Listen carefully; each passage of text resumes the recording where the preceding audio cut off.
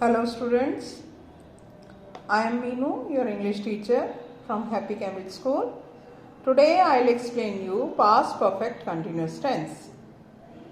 In previous class, I explained you present perfect continuous tense. अब present perfect continuous में आपने पढ़ा था किसकी पहचान होती है, रहा है, रही है, रहे हैं। तो अगर पास्ट टेंस होगा, पास्ट परफेक्ट है तो क्या होगी, रहा था, रही थी, रहे थे प्लस टाइम। अब अगर इसका अफर्मेटिव का हम रूल देखें तो ये प्रेजेंट से इजी है, क्योंकि उसमें प्रेजेंट परफेक्ट कंटिन्यूस में आपने देखा था कि हैज, हैव प्लस बीन था।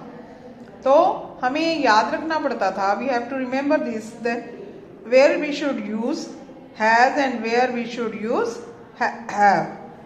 But now in this tense only one single है जो है हेल्पिंग वर्ब है, हैड बीन का यूज करना है आपको, और हैड बीन जो है सभी के साथ लगाना है, चाहे वो सिंगुलर है सब्जेक्ट या प्लूरल है। लेट्स सी अफर्मेटिव सेंटेंस का क्या रूल है। Subject plus had been, first form of the verb plus ing, object and since for plus time। तो ये है अफर्मेटिव सेंटेंस का रूल। तो फर्स्ट सेंटेंस है, फॉर एग्जाम्पल 2 घंटे से वर्षा हो रही थी। It had been raining for 2 hours। हमें had been plus first form plus ing का यूज करना है, और वही जैसे आपने प्रेजेंट परफेक्ट कंटिन्यूस में किया था, सिंस और फॉर का यूज वही है। फॉर को हमने यूज करना है जब हमें पीरियड ऑफ टाइम दे रखा हो, एग्जैक्ट टाइम नहीं पता हो, और सिंस का यूज करना है जब हमें एग्जैक्ट टाइम दे रखा हो। वह 1 महीने से कठिन परिश्रम कर रहा था। He had been working hard for 1 month। तुम सुबह से पुस्तक पढ़ रहे थे। You had been reading the book since morning। तो ये आपके लिए नेक्स्ट देखिए, एक्सरसाइज दी गई है आपकी बुक में, ये आपको खुद फिल करनी है। राघव 3 बजे से अपना गृह कार्य कर रहा था। तुम मैदान में 3 घंटे से खेल रहे थे। तो ये कुछ सेंटेंसेस हैं जिसको आपने ट्रांसलेट करके इंग्लिश में यहाँ अपनी बुक में फिल करना है। Now let's move on. Negative sentence. Negative sentence जो होता है उसमें हम नेगेटिव कैसे बनाएंगे। नेगेटिव मीन्स नकारात्मक सेंटेंस जिसमें नॉट आता हो। तो इसमें हमें हैड के बाद नॉट यूज करना है। जैसे फॉर एग्जाम्पल, सुमन 2 दिन से अपना गृह कार्य नहीं कर रही थी। सुमन had not been doing her homework for 2 days। मतलब जो आपका अफर्मेटिव का रूल था, मैंने अभी आपको बताया कि subject plus had been plus first form of the verb plus ing plus object and then since and for time. तो बस इसमें बीच में हमने हैड से के बाद नॉट इंसर्ट कर देना है, नॉट लगा देना है, और रूल बाकी रिमेनिंग रूल जो है वो सेम ही रहेगा। तो इसके भी कुछ सेंटेंस आपकी बुक में दिए गए हैं जिनको आपको ट्रांसलेट करना है। सुरेश 3 दिनों से खाना नहीं खा रहा था। पंकज 4 दिनों से यहाँ नहीं आ रहा था। शुभम प्रातः काल से केक नहीं बना रहा था। तो ये सेंटेंसेस आपको अपनी बुक में यहाँ फिल करने हैं। Next let's move on to interrogative sentences. अब इंटरोगेटिव सेंटेंसेस का रूल भी बहुत इजी है।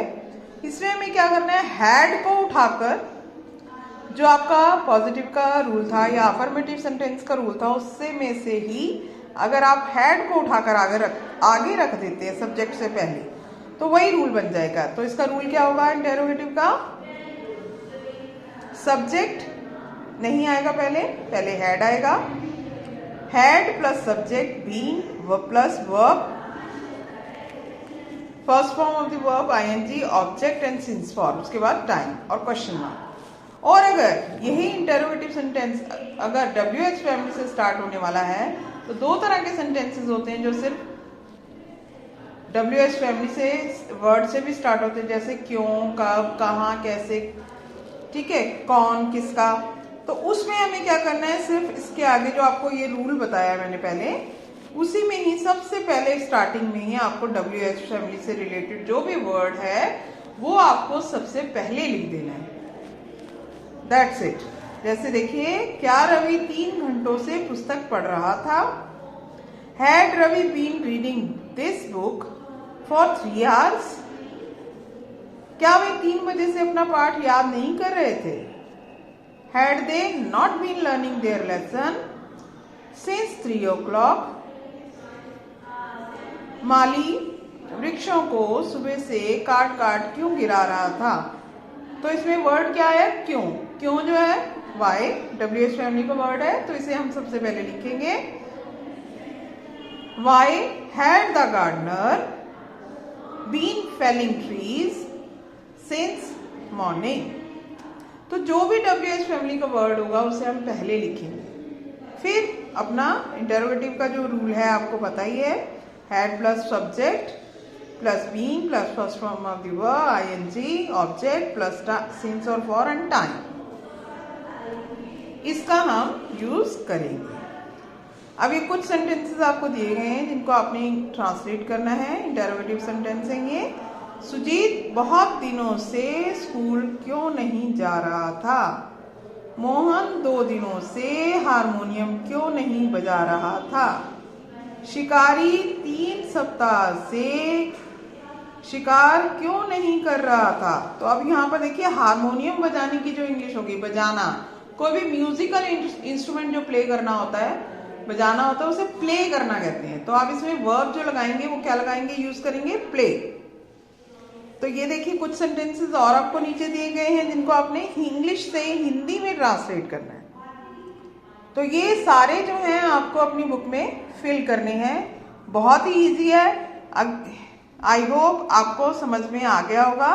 आप इस चैप्टर को जो आपकी बुक में दिया गया है 13 chapter past perfect tense, page number 78 है, इसे एक बार पहले रीड कर लीजिए और फिर आप ये एक्सरसाइज इस बुक में फिल कीजिए। ये सारी एक्सरसाइज जो है आपकी बुक में फिल होनी चाहिए, तभी आपको ये याद रहेगा। अगर आप अपने आप प्रैक्टिस नहीं करोगे तो आपको समझ में नहीं आएगा, आप भूल जाओगे। क्लियर? तो मैंने आपको 2 सेंटेंसेस करा दिए हैं, प्रेजेंट परफेक्ट कंटिन्यूअस और पास्ट परफेक्ट। तो do practice and fill your book. Thank you.